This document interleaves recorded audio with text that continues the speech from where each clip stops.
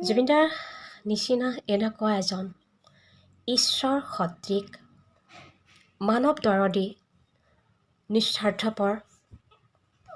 যিয়ে সকলোকে নিজৰ আপোন বুলি ভাবিছিলে কেতিয়াও নিজৰ কথা ভাবি নাপালে সদায় আনৰ কথাই ভাবি গ'ল আনৰ কাৰণে কাম কৰি গ'ল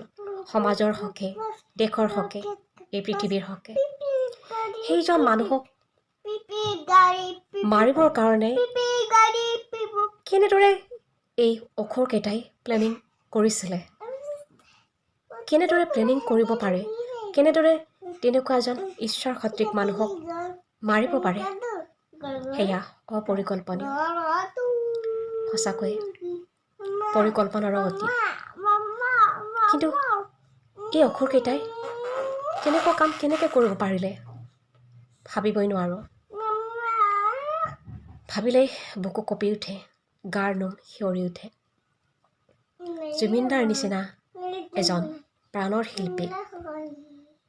এনেকুৱাকৈ কোনোবাই মাৰিব পাৰেনে সিহঁত জানো মানুহ হ'ব পাৰে মানুহে জানো এনেকুৱা কাম কৰিব পাৰে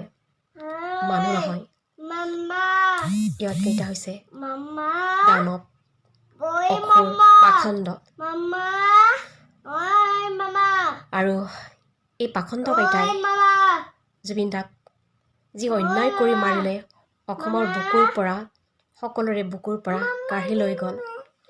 আজি সকলোৰে বুকুখন উকা মাথো উকা সঁচাকৈ এই পাখণ্ডকেইটাই কেতিয়াও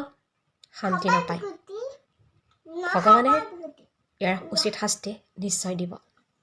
আমিতো জুবিনদাৰ ন্যায় বিচাৰি আছোঁ #JusticeForJubin লিখি আছোঁ